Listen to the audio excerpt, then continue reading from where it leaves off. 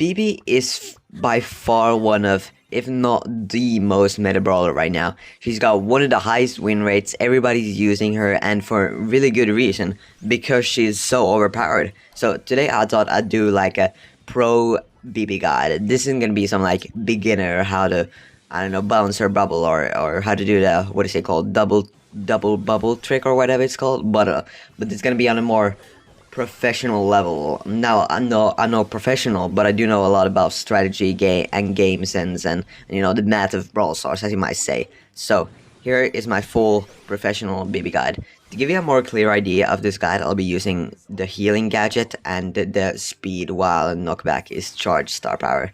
I don't remember the names of them, and of course the hype charge.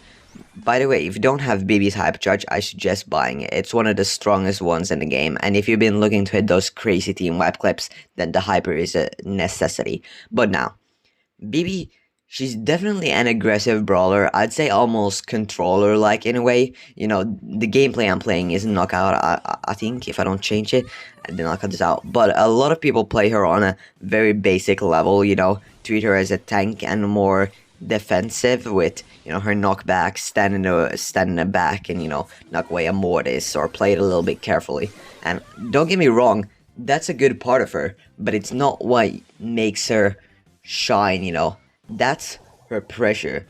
Go into, I don't know, a Mr. P. He has no chance. A Piper, Pierce, Glowbert, or wait, his name's Glowy now or something, right? But basically put pressure on the enemy, they will like break from it. Especially if you've got good teammates, pressure will break them, because they'll go into absolute panic. Now, the first part of this working is, of course, having good teammates. I have a guide on that, though it's quite old, it's still mostly accurate. But the second more important part is knowing which enemies to target, and even if to target anybody. And that's what I'll be devoting a lot of this video to. So, here's a Brock on 1 health, right, and a Lily. In this situation, if I ask you who you would go for, I assume all of you are smart enough to pick the Brock. Why? Because he breaks under pressure better. Firstly, the Lily can go into the Shadow Realm. Secondly, she's got no range nor speed, so I can just pretty much walk past her. And the Brock is one shot away from dying. So that's a very simple example. For me at least, the trickiest part of playing Bibi is at the start of the round, because it may seem impossible to make a move. You know, they are clumped up together, but the key is to look for the opportunity. If no opportunity occurs, you just stay back, you know. Like we said, defense can also be good with Bibi, and most likely you'll have end game advantages if it's a mode of the storm at least. I just wanted to throw that in there. But now we're back at the start of the game.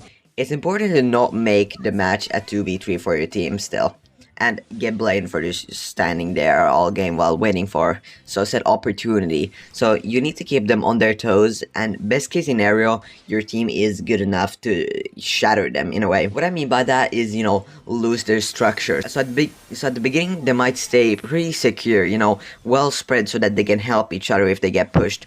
But best case scenario, you and your teammates are gonna slowly start, you know, loosening up that bond, and that's when you strike. Now, this is something that can take a bit of time to learn. Just gonna throw that out there, because I don't know if I ever want to attempt to explain when the right opportunity is, because you kind of just have to know what really look for that separation. Calculate if you think you can take someone down without dying before you get there. So when attacking, obviously predict that they're gonna start going backwards, and are their teammates gonna be able to, you know, save them in time before you get there? Is it a good brawler to take out? Can they escape in any way, like Lily gadgets or Mortis dash or something? And if you think you can take them, go for it. Remember that you can like change your mind halfway too if you realize that you're not gonna make it, but in that moment you have to think logically, because if you turn back, you might die, and now they've got an advantage while you could have killed him and been fine and completely turn the tables around. But now it's the opposite, and it happens, you know. You judged wrong, but don't be too scared to keep pushing. If you get that kill, you're in a very good position, because now you can either start pinching the next enemy and wait for the opportunity again, or keep the streak alive, because most likely after a kill you're the center of attention. One enemy coming towards you, make sure your dodging skills are sharpened here, by the way, and you've not only taken down an enemy but allowed your teammates to advance, again assuming step 1 is complete, aka have good teammates that understand when to follow upwards and all that. Smooth sailing from that point on. Now the chapter is complete.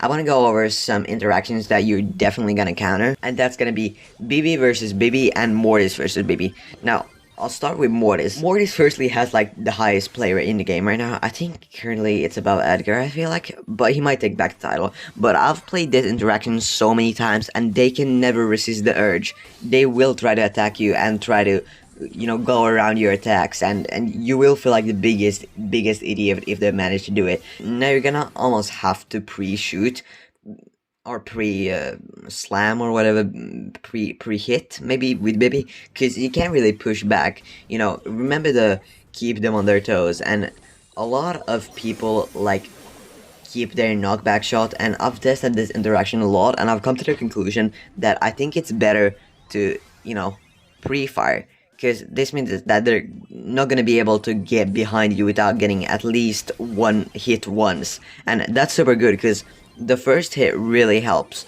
At this point, there's not much strategy anymore. Don't try to shoot your shots like opposite of where he is to predict him. It will most likely not work. Just, you know, shoot your shots and move around. Don't stand still. That makes his mission so much easier.